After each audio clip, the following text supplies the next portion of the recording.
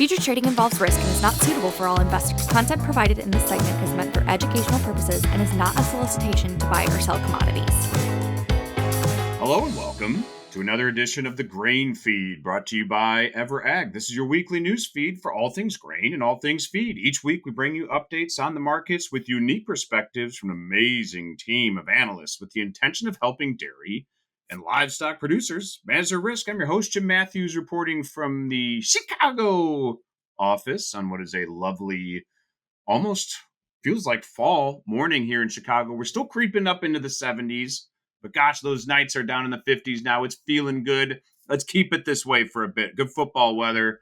Joining me today, as always, from Kansas, Director of Feed Procurement, Mr. Jake Kingsley, and joining the Grain Feed as a guest from Texas, out from behind the scenes, Managing Editor of Market Intelligence, Miss Korri Romero. Team, how are we today? Doing very well this morning, Jim. Doing well, Jim. Thanks for having me on. Thank you for being on. We've brought in the big guns. Korri Romero, you probably remember at the end of every show, we thank the Insights crew for their support. That is often led with a big thanks to Korri and the EverAg Insights crew for their support. And here she is. She's on the show. She's a guest. And little known fact, former DJ Korri. That's true. Was that your DJ name? No, it was not. But I'm going to pass on telling you my DJ name. Come on. It's not like DJ Fastball or DJ 90s? No, not DJ Fastball or DJ 90s. I'll tell you what, if you got back into DJing, I would listen to that radio station. I will let you know the next time I hit the airwaves after the Green Feed. What about you, Jake? Any DJing in your past? No, not really. Occasionally on the deck on a Saturday, but never been paid. Now, this is like you just show up at random people's houses and start playing music? Is that what it is? Yeah. Yeah. Okay, well. And some Taylor Swift. Yeah, right.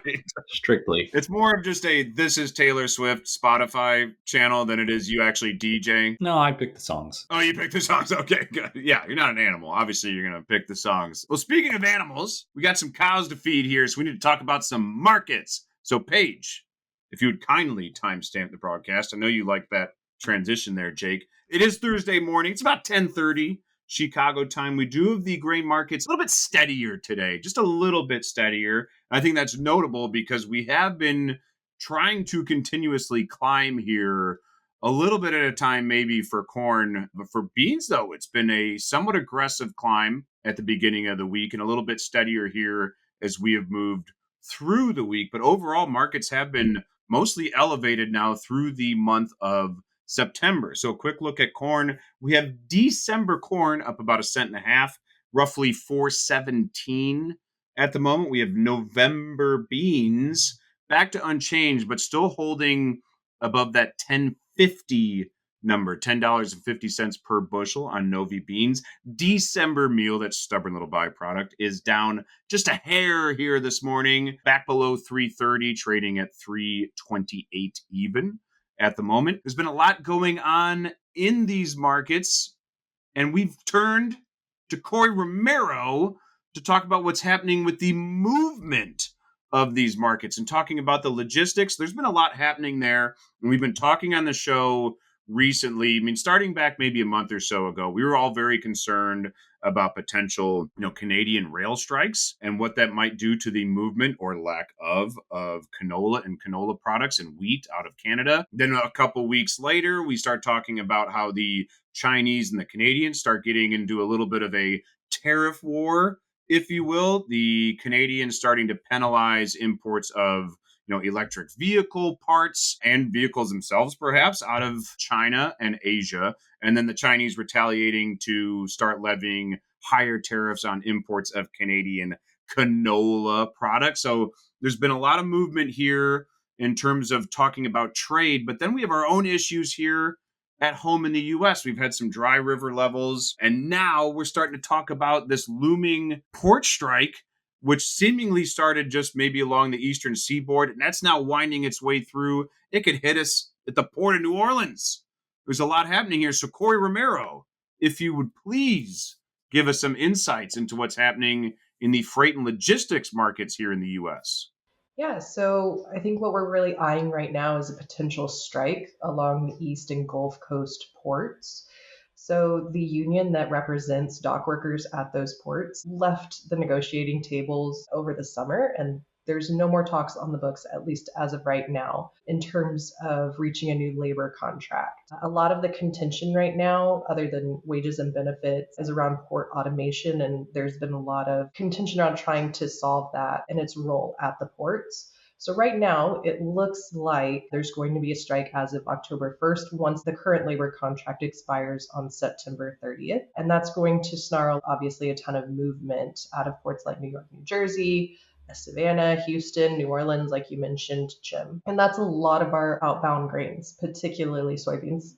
Less dairy exports, but definitely hitting those bean shipments. Yeah, and I feel like, Korri, each port operates a little bit differently. And obviously, depending on where they're located here in the US, that will also then depend on what type of commodities are leaving there. But let's say the Northeast, maybe a little bit more in terms of our containerized products, perhaps soybean meal, perhaps that would leave on those types of vessels. The Port of New Orleans, though, I mean, we're talking about the primary bulk feed shipment export terminal here of just loading up Panamaxes of U.S. corn, U.S. beans, exporting out to China. If we close that up, how long does that potentially happen? I mean, is that a duration of 1 to 2 weeks or potentially a couple months? And then what happens with that grain? Does it sit at port or does it have to be ultimately maneuvered elsewhere within the U.S.? Well, I mean, at this point, we don't know how long a strike might last. So if we look at what happened on the West Coast when their contract recently expired, the federal government stepped in before any strike was allowed to happen, and they brought the parties back to the table and they were able to reach an agreement, and so strike was averted. The problem is that a lot of shippers and the ports themselves are already bracing for this strike, right? So we already have importers shifting their volumes to the West Coast. We have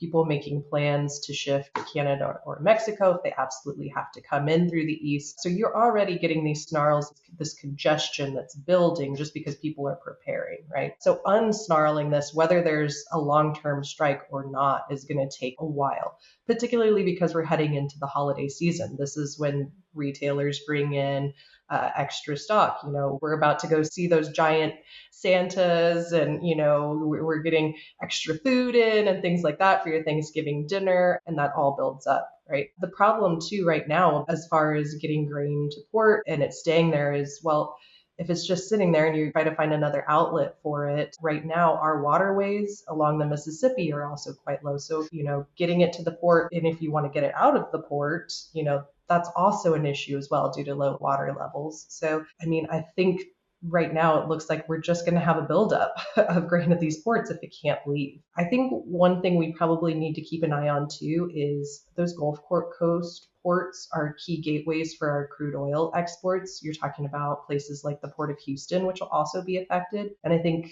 if crude isn't leaving and we have crude build up on our shores, yes, that's great for our fuel prices, but I think that can have knock-on effects for our foreign markets as well. And soybean meal. There's just so much to unpack here because it's so substantial. And you mentioned that this is going to be happening as we lead into, October 1st, potentially. And you noted Q4. I mean, that's holiday season. I mean, obviously we have Halloween then to wrap up the month, but the big ones, Thanksgiving, which unfortunately or fortunately kicks off Christmas buying season somewhat unofficially. And then you have Christmas itself. So we're trying to bring in product from various countries to fulfill our demand to buy all of our kiddies some presents here, but also it's the key season to harvest and export grain. So we're not letting anything in or out, and it's assumingly then starts to choke up the rail and also then trucking system here in the U.S. as well. Is there any insight into what the truck and rail system looks like at the moment or as a result of this strike? Right. So right now, trucking rates are still relatively cheap. We're still well under those pre-pandemic strikes that we saw when people were just out spending like crazy. But they definitely have the potential to increase in the months ahead. One, because it is the holiday season, and seasonally they will increase as volumes increase. But, when people don't have any other option, they're going to turn to trucking. They're going to turn to rail freight, and those rates will have no option but to increase. I think that maybe one glimmer of hope is that some data suggests that truckers are increasing capacity. So new truck orders and trailer orders are increasing, not substantially, because with slow consumer demand, there's just no reason for a ton of new trucks. But there is some capacity loosening, and that could help ease the sting. If you want any more freight insights, please check out our new and improved Freight and Power publication. It's now a quarterly publication that includes more in-depth analysis of ocean, trucking, barge, and rail freight. You can email insights@ever.ag if you'd like to get more information about that. Awesome. Thank you, Korri. And yeah, for the viewers and listeners, it's a very impressive publication. And if you would like to receive that and are not already, or any other publications, please take Korri up on that, because Korri and the squad does some amazing work from the insight side here at EverAg. So thank you, Korri, and thanks for stepping in with us today. Jake, we need to turn this over to you, because you know what, Jake? You do some amazing work yourself, Jake. You do some amazing work yourself. And there's been a lot happening here in this market. Korri's talking about this potential looming, I don't want to say crisis. I don't want to make it too big of a deal at the moment, but we're talking days away here from this potentially becoming a huge issue, all while we're starting to look at that weekly Monday harvest progress data. What's your take at this moment before this all ramps up on the physical feed markets right now? Well, I think markets are already feeling some strain from some logistical issues and a large crop looming here just a couple of weeks from prime harvest window. Of course, we've talked about all the things happening in Canada with their potential rail strike and the tit for tat tariff escalations there with China, and that slowing down movement out of that country. And now we're looking at slowing down movement of commodities out of the U.S. We've seen soybean meal basis in most of the U.S. reach numbers we like. We've seen canola in a lot of places start to trim down, at least head the direction that we've been waiting for. I don't think we're quite where we would normally be yet, but certainly some better opportunity than we had even just a couple weeks ago. And then, of course, corn in the Midwest has been very attractive for quite a while, and we're starting to see a trickle lower on basis in a lot of these rail markets. Not a huge move at this point, but a nickel or a dime a bushel lower. And we haven't even started really moving significant volume of harvest bushels at this point. And now we potentially backlog the entire freight system. So I think there could be some opportunity. I don't know that it stretches out across the entire crop year, but certainly you could see some opportunity for some better values to get purchased in the short term, 30, 60, 90 days worth of stuff there. There's also potential that in certain markets, this could have something of an adverse effect for feed buyers, because if you can't get it out of the East Coast, but you can get it out of the West Coast, and foreign purchasers need the product, they'll pay what it takes to move that freight from the interior West, and that could affect, particularly I'm talking about the P&W freight corridors there, seeing some potential increase in freight values. But we'll see how this thing shapes up. I have to believe that some of these negotiations get back underway in a hurry, being that it's at such a critical time of the year. So don't want to be projecting too much of an extreme situation, like you said there at all. One other thing that we've been watching here fairly closely, and I think we're going to get a pretty good look at just how it plays out today, is this hurricane coming up the Gulf into Florida. That's going to go across a pretty good swath of the cotton patch there in the southeast. It's certainly stalled out the ability to purchase any new product until they know what kind of rainfall and wind they have moved through that area. Hoping that is limited, but that crop is primed for harvest, and a lot of rain at that time can be pretty detrimental. So keeping a close eye on that. Further west, of course, Texas and the western U.S. shouldn't feel too much of an impact on quality and volume of their crop, but it could affect price to a certain degree here. So we'll have to see how that plays out over the next 24 hours. Okay, well, we always keep things interesting here, right, Jake? Even though we've got this record crop that we produced last year, U.S. corn crop, massive soybean crop, massive yields being projected coming into this year, one would think everything would be easy peasy, right? This is all going to be a massive harvest coming out. We're going to be shipping grain out per normal, but as usual, we can't just operate per normal. So we've got all these looming port issues here, less than a week away. Throw in a stinking hurricane while you're at it to clog things up. I mean, so we're trying to gauge. One would think, hey, is this ultimately going to be bearish futures and adding pressure on basis if you cannot get this crop out of its normal pathways? It's hard to answer that one with a black and white answer because, like you said, Jake, this ultimately just potentially pulls this grain in a different direction. So if you're normally purchasing from the Gulf and you can't, but you need it, you're going to try and pull out of the West Coast to the PNW, and that starts to mess with everything that's already happening there. So really important to stay tuned to this type of activity. And also, Jake, just in general, I mean, you're talking about China there. You know, the Chinese released a pretty sizable stimulus package at the beginning of the week and also cut some of their own interest rate, their benchmarks as well. So I think the market initially took that as well, that's supportive because if the Chinese economy comes back online, that's potentially supportive and or bullish for U.S. commodities because they'll be back in action buying U.S. grain again. I think we could also interpret that as things in China might be pretty bad.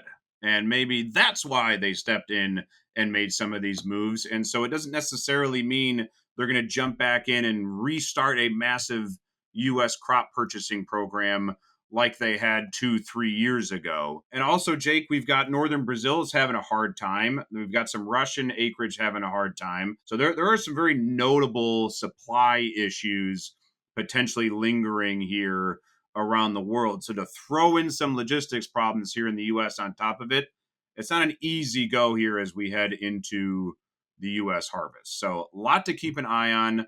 Please stay tuned. On that note, Jake, I think we're going to close it up today. I think you are hosting the show, Jake, next week. I will be at the World Dairy Expo in Madison, along with a solid crew of fellow Ever-Aggers. We'll be at the exhibit hall in Madison next week. I believe I'll be up there Wednesday, maybe a little bit of Thursday. Jake, you're taking over the grain feed next week. If you are around Madison or in the Midwest and you're making your way to the World Dairy Expo, please reach out and hit us up at the booth. We'd love to see you in Madison next week. So, excellent work today. A big thanks to Korri for joining the show as a guest. Great to have your insights today. Thanks for having me, Jim.